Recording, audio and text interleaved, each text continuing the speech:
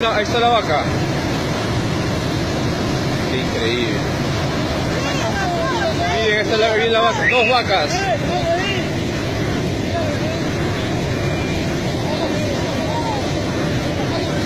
Qué locura.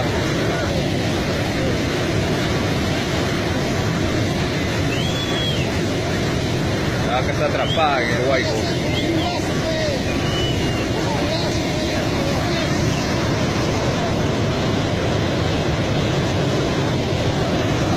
De colapsar todo.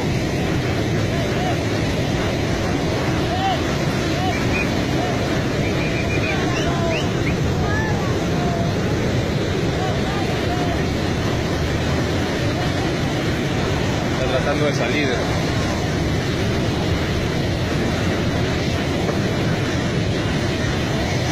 Un chancho por allá. Oh, se lo llevó el chanchito. Puta madre. Ahí está sacando otro chanchito por allá.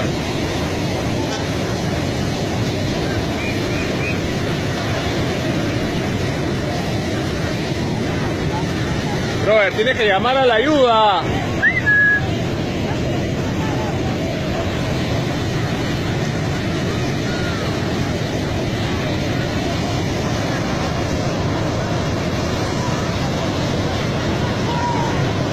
Oh no, se viene un container ahí.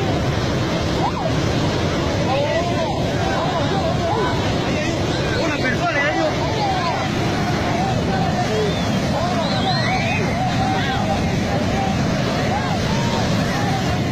¡Oye, salgan de ahí!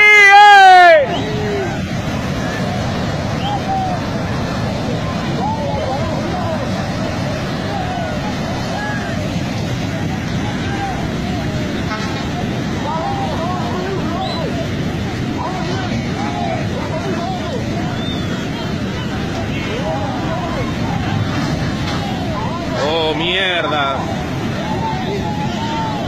Se va a llenar todo, no.